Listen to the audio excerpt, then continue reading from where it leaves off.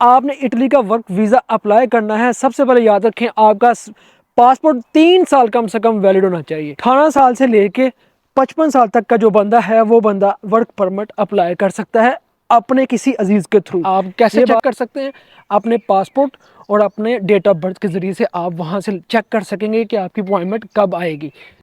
पाकिस्तान और दुनिया जहां से देखने वाले दोस्तों को बहुत ज़्यादा प्यार, बहुत ज़्यादा सलाम। भाई आज इटली के वर्क परमिट के ऊपर मैं आप दोस्तों के साथ बात करने के लिए जा रहा हूं।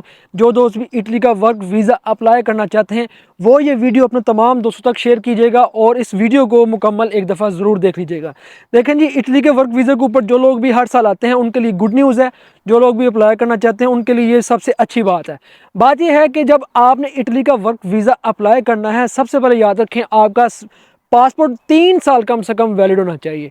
उसके बाद जब आपने इटली का वर्क वीज़ा अप्लाई करना है, आपका कोई इटली के अंदर ज़रूर मौजूद होना चाहिए जो बंदा आपका वर्क परमिट अप्लाई करेगा। उसके अलावा कोई बंदा भी अप्लाई नहीं कर सकता और ये बंदा आपको सिर्फ अपना ही चाहिए, जो आपका अपना अजीज़ रिश्तेदार, भाई, मामू, ताया, चाचा हो, वही कर सकता है, कोई और बंदा नहीं कर सकता। ये बात क्लियर है। अब वो पासपोर्ट आपने लेना है, आपने वो पासपोर्ट वहाँ पर पहुँचाना है और जब हर साल इमिग्रेशन ओपन होती है उस इमिग्रेशन के अंदर वो बंदा अपने मालिक से बात करके आपका जो पासपोर्ट है वो मालिक को देगा और वो मालिक अपनी तमाम डॉक्यूमेंटेशन करके हर चीज़ करने के बाद प्रफ्तूरे के अंदर अपने वकील के ज़रिए से आपका वीज़ा जमा करा देगा। अब प्रफ्तूरे के अंदर जो आपका वीज़ा जमा होता है उसके अंदर 200 यूरो से लेके 500 यूरो तक जो है वो पैसे लगते हैं। 500 यूरो यानी कि पाकिस्तानी 1.5 लाख रुपए। 600 यूरो का लें 1.5-2 लाख रुपए, इतने पैसे लगते हैं और इन पैसों के अंदर आपका वीज़ा गवर्नमेंट के अंदर सबमिट हो जाता है। अब वो वीज़ा लगने का जो टाइम है वो 2 से 3 महीने का टाइम है। इस टाइम के अंदर आपका वीज़ा नौलौसा निकल आता है। जब आपका नौलौसा निकल आएगा, आपका नौलौसा आपके जो अजीज़ है वहाँ तक पहुँचाया जाता है। उसके बाद फिर आपका नौलौसा पाकिस्तान में पहुँचता है। तो ये तो कहानी है कि आपने क्या देना है, अपना पासपोर्ट देना है। अब आ जाती है बात कि आपकी एज कितनी होनी चाहिए। 18 साल से लेके 55 साल तक का जो बंदा है वो बंदा वर्क परमिट अप्लाई कर सकता है अपने किसी अजीज़ के थ्रू। ये बात क्लियर है भाई। कोई वेबसाइट नहीं है, कोई लिंक नहीं है, कोई ऐसा सीन नहीं है या कोई ऐसा एजेंट नहीं है, कोई ऐसी फिल्म नहीं है कि जो बंदा भी आपका वर्क परमिट अप्लाई करवा दे सवाए उस बंदे के जो आपका अपना है। इसके अलावा और कोई चक्कर नहीं है भाई। ये बात क्लियर है। ये बात आपके जहनों में होनी चाहिए कि यार हमारा कोई भी वर्क परमिट अप्लाई नहीं करवा सकता। अब बात करते हैं जी टाइम कितना लगता है। देखें, इंडिया के अंदर तो बहुत कम टाइम लगता है, 6-7 महीने लगते हैं तो बंदा पहुंच जाता है। अगर पाकिस्तान की बात की जाए तो पाकिस्तान के अंदर अगर टाइम देखा जाए कम से कम 1 साल से लेके 1.5 साल तक का टाइम लगता है और इस 1.5 साल के पीरियड के अंदर आपका जो तमाम जो मामला हैं पाकिस्तान के और इटली के वो सारे मामला क्लियर हो जाते हैं। ठीक है। अब इसके अंदर होता क्या क्या मैं आपको बता दूं। देखें जी, जब आप वर्क परमिट इटली का अप्लाई करते हैं इसका मतलब ये है कि आप जब वर्क परमिट अप्लाई कर रहे हैं और बाहर जो आपका अपना है उस बंदे ने मालिक के ज़रिए से आपके लिए रहने का बंदोबस्त भी करवाया, आपका टैक्स देना साल का उसका बंदोबस्त भी हो रहा है और उसके बाद आपके सारे मामलात हो रहे हैं कि कहाँ पर आपने रहना है, किस सिटी में आपने जाना है, मालिक का नाम क्या है। सारी चीज़ें उधर भी क्लियर होती हैं और सारी चीज़ें आपके पास भी क्लियर होती हैं। आपको भी पता चलता है कि भाई मैं किस मालिक के पास जा रहा हूँ, मेरा वीज़ा कहाँ का है, किस सिटी का है, मेरे मालिक का क्या नाम है और मेरा मालिक क्या काम करता है, मैंने वहाँ जाकर क्या काम करना है, मेरी सैलरी कितनी होगी। ये सारी चीज़ें आपको आपके नॉलेज के ऊपर भी मेंशन होती हैं और आपको बताया भी जाता है कि भाई ये चीज़ें हैं, ये आपने तैयार करना है और आपने जाना है। अब जब कुछ अरसे के अंदर जो नौलौसा पाकिस्तान में पहुँचता है, पाकिस्तान में सबसे बड़ी बात जो सबसे बड़ी प्रॉब्लम थी कि अपॉइंटमेंट की, अपॉइंटमेंट नहीं मिलती। अपॉइंटमेंट के लिए आपको एजेंट से रब्ता करना पड़ेगा, आपको लाखों रुपए देने पड़ेंगे। अब वो मसला इटली ने खुद ही हल कर दिया कि इंतियाना वेबसाइट है, ये आ चुकी है, इसके ऊपर यहाँ तो एजेंट है यहाँ तो आप खुद हैं, जिससे मर्जी बात करें, लेकिन दोनों अब एक ही लाइन के अंदर आ गए हैं। आपने खुद ही अप्लाई कर लेना है और वहाँ पर आपको वेटिंग लिस्ट के अंदर डाल दिया जाता है। अब इस वेटिंग लिस्ट के अंदर आपने इंतज़ार करना है, जैसे ही आपकी बारी आती है। आप कैसे चेक कर सकते हैं? अपने पासपोर्ट और अपने डेट ऑफ बर्थ के ज़रिए से आप वहाँ से चेक कर सकेंगे कि आपकी अपॉइंटमेंट कब आएगी। यह वेटिंग लिस्ट के अंदर डाला हुआ है। तो इसके बाद जब भी आपकी अपॉइंटमेंट आती है आप अपनी अपॉइंटमेंट उठाएंगे। उठाने के बाद आप फिर इंटरव्यू के लिए जाएंगे। इंटरव्यू के लिए तर्जुमान साथ बैठा होता है, आपने वही सवाल होते हैं। आपने बताना है कि भाई मैं वर्क परमिट पर जा रहा हूँ, ये मेरे मालिक का नाम है, ये जगह का नाम है, और 1 साल का या 2 साल का मेरा वर्क परमिट है, यहाँ पर मैं काम करूँगा, उसके बाद मैं वापस अपने मुल्क में आ जाऊँगा। ये सीन है। ये बेसिक इंटरव्यू होता है 18 साल से लेके 55 साल तक के बंदे ने वर्क वीज़े के अंदर यही बात बतानी होती है। वहाँ पर आपने वही ज़ुबान बोलनी है जो ज़ुबान आपकी अपनी है, इसके अलावा कोई बड़ी बात नहीं है, ठीक है। इसके बाद जब आपका सारा हर चीज़ क्लियर हो जाती है, वहाँ आपने फ़ीस पे करनी होती है, 30 40 50 हज़ार के करीब करीब फ़ीस होती है जो अपॉइंटमेंट की है। वो फ़ीस क्लियर करने के बाद फिर आपका वीज़ा लग कर आ जाता है। अब इस सारे चक्कर के दौरान याद रखें कि दुआएं बड़ी इंपॉर्टेंट है भाई। जब भी कोई बंदा, मैं पाकिस्तान से कोई भी बंदा वर्क परमिट अप्लाई करता है, वो याद रखे कि उसकी साथ साथ दुआएं भी काम आती हैं। तो आपको दुआएं करना बहुत ज़रूरी है। अगर आप दुआएं नहीं करते तो याद रखें कि हाल ही वीज़े अप्लाई करने के ऊपर वीज़े लगते नहीं हैं। कोशिश करने के साथ साथ आपको दुआ भी करनी पड़ती है कि या अल्लाह करम करना, मैंने ये जो काम रोज़गार के लिए शुरू किया है कि अल्लाह ताला की ज़ात मेरे लिए वसीले बनाए और मेरा काम हो जाए। तो जब आपका वीज़ा लग कर आ जाता है, फिर आपने करवानी होती है टिकट करवाते हैं और फिर उसके बाद आप इटली में पहुंच जाते हैं, ठीक है। ये सारा प्रोसीजर है।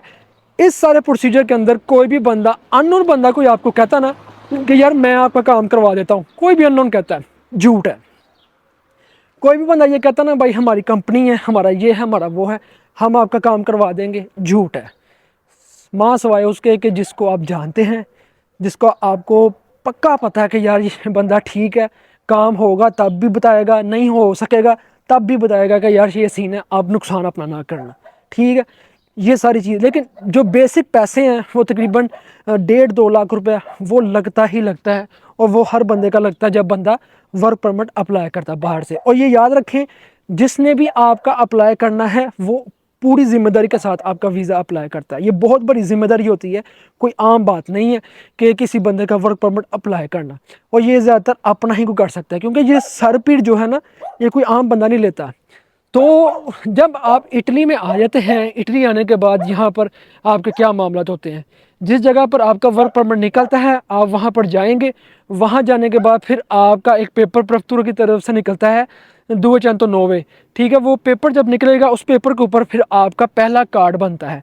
वो पहला कार्ड 1 साल का आपका बनेगा, उसके ऊपर फिर आप काम करेंगे उसी मालिक के पास। वो टैक्स आपका देगा और आप उसके पास काम करेंगे। उसके बाद दोबारा से फिर आपके पेपर ही नहीं होते हैं और फिर आप इटली के अंदर ही सेटल हो जाते हैं। लेकिन इन तमाम चीज़ों के दौरान साल 2 साल का जो टाइम होता है, इसके दौरान आपने अपना आप मजबूत करना है।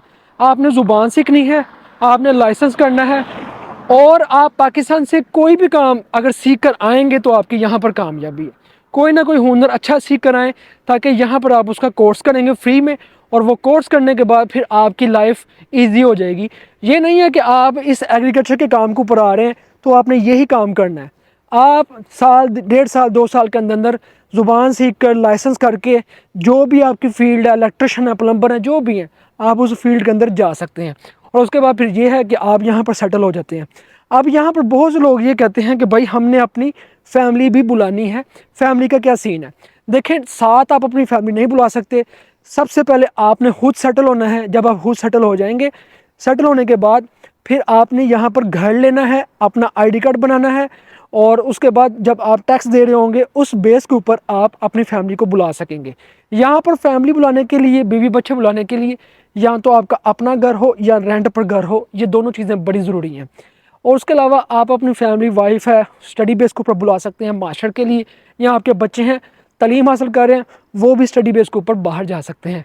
इसके अलावा इकट्ठा कोई भी सीन नहीं है कि आप अपनी पूरी फैमिली को ही वर्क परमिट के ऊपर इटली ले जाए। ऐसा बहुत मुश्किल है, नामुमकिन सी बात है। क्योंकि एक मालिक अगर 10 बंदे वीज़े जो है अपने सबमिट करता है प्रफ्तूरे के अंदर, उसके 6 या 7 या 5 जो वीज़े हैं वो निकलते हैं, उसके बाद वो उस तक पहुंचते हैं, वो फिर आगे देता है। इसीलिए इसलिए कहते हैं कि जब आप वीज़ा अप्लाई करते हैं तो साथ दुआओं की बहुत ज़्यादा ज़रूरत है। दुआएं बड़ी इंपॉर्टेंट है। और आपको ये बात भी मैं बताता जाऊँ कि अभी इस वक्त पाकिस्तान और इंडिया, इसके अलावा 8 ममालिक और हैं, तकरीबन 10 मुल्क हैं जिनके इटली ने जो नॉलेज से हैं, जो वर्क परमिट हैं वो इशू किए हैं हर साल के लिए, और ये 10,500 हैं। पाकिस्तान के तकरीबन 3,000 समथिंग कुछ बनता है जो पाकिस्तान के वीज़े हर साल मिलेंगे। और साल में 2 दफ़ा जो वीज़े हैं वो अप्लाई होते हैं, एक जुलाई के अंदर, दूसरा जनवरी और फरवरी के अंदर। तो अब ये आपके लिए मौका है, आपके लिए चांस है। अगर आप वर्क परमिट के ऊपर आना चाहते हैं, अगर आप वर्क परमिट के ऊपर यहाँ आके काम करना चाहते हैं, तो आपके पास अपना कोई होना चाहिए जिसके ज़रिए से आप अपना परमिट अप्लाई करेंगे इटली के लिए। और इसकी जो बेसिक फ़ीस है इटली आने के लिए, ये तकरीबन 1.5 से 2 लाख रुपए बनती है। उसके बाद जो अपॉइंटमेंट है पाकिस्तान की, वो अलग सीन है। वहाँ पर जो डॉक्यूमेंटेशन है, वो फ़ीस है, वो अलग है। और जो आपने टिकट करवानी है, वो आपकी अपनी अलग है। और उसके बाद अगर आप यहाँ पर कोई अपना है, लेकिन अगर वो कोई इटालियन मालिक है जो पैसे मांग ले, वो एक अलग बात है। लेकिन बेसिक मैं बात करूँ, टिकट डाल के और बेसिक जो लवाजमात हैं सारे करने के बाद आपके जो पैसे लगते हैं वो 8, 10, 12 इतना लग जाता है। लेकिन लोग 40, 45, 50 भी मांगते हैं। ये हर बंदे का फिर अपना नसीब है। वेल, अल्लाह ताला की ज़ात सबके लिए आसानियाँ पैदा करे और अल्लाह ताला की ज़ात आप सबको यूरोप और इसके अलावा दीगर ममालिक के अंदर भी जाने की तौफीक दे, ताकि आप जाकर बाहर के ममालिक जो हैं विज़िट कर सकें और वहाँ पर देख सकें। लेकिन कहीं भी जाना मुश्किल नहीं है, लेकिन कहते हैं कि सही बात और सच्ची बात बतानी चाहिए, हकीकत क्या है। तो ये मैंने आपको हकीकत बताई है कि कोई आम बंदा आपके लिए परमिट अप्लाई नहीं कर सकता, सिर्फ वही कर सकते हैं जो आपके अपने हैं। और अपॉइंटमेंट का इशू पहले था, लेकिन अभी अपॉइंटमेंट का इशू नहीं है, अभी मसले हल हो चुके हैं। वेल, दुआओं में याद रखिएगा। मिलते हैं हम आपको नेक्स्ट व्लॉग के अंदर। मुझे दे इजाज़त। अल्लाह हाफिज़।